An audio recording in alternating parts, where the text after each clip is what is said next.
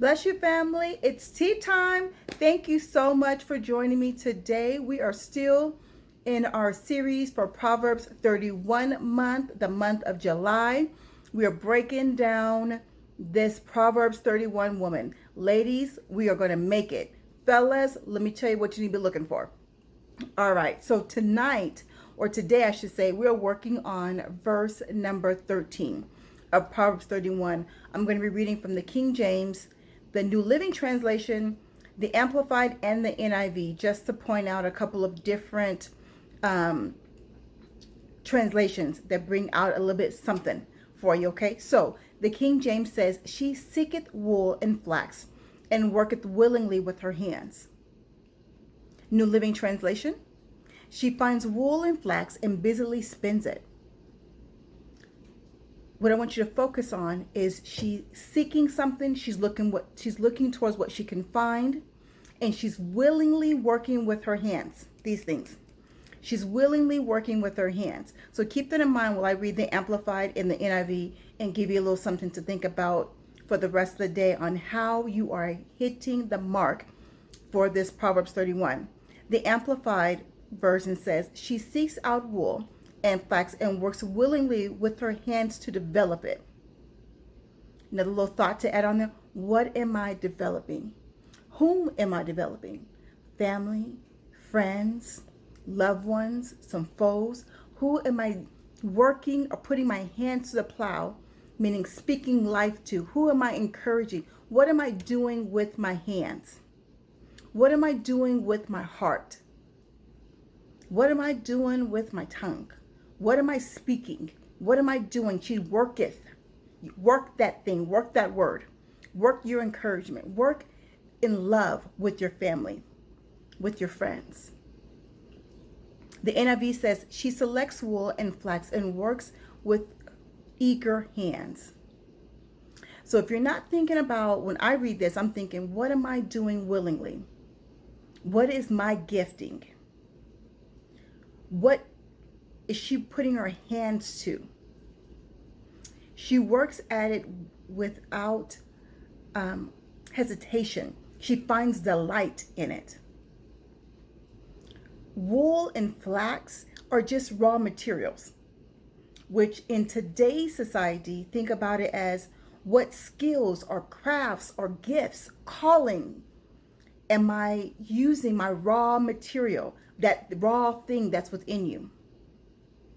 So you're using your raw material. She seeketh wool and flax. She seeks her raw material. She seeks out for her gifting, for her calling, and works at that thing willingly, with delight. The character that's being described in verse number 13 is she works joyfully. What did I say? Works willingly.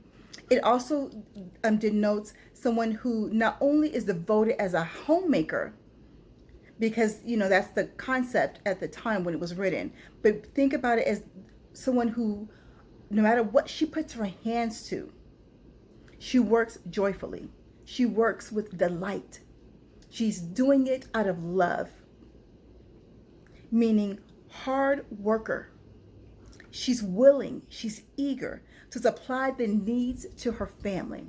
And again, your family could be your internal family at your home, it could be your work family, it could be those friends that you consider family.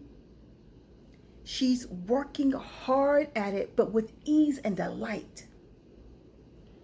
This could be the same view when you're looking at with your studies for the teens or the young adults, or if you're in school.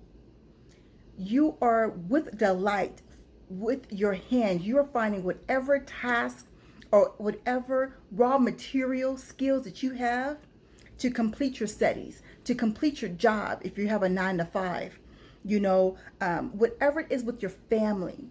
You're pulling out those skills that's within you to make that thing happen with delight. I want to focus on with delight, willingly. Because remember, you're trustworthy. That was verse 11. Verse 10 is you're virtuous. So you're still virtuous and you're still trustworthy while you're working with your raw materials in delight. You're working your skill. You're working your gift. Whatever it is that God has put within you, work that thing out with delight.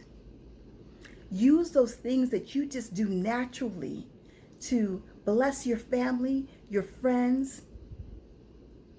Bless the Lord by doing it willingly with delight.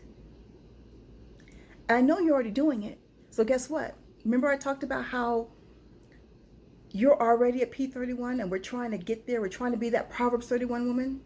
You're doing this, ladies. You're taking care of your family. You're taking care of you're taking care of, your friends. You're taking care of business at work.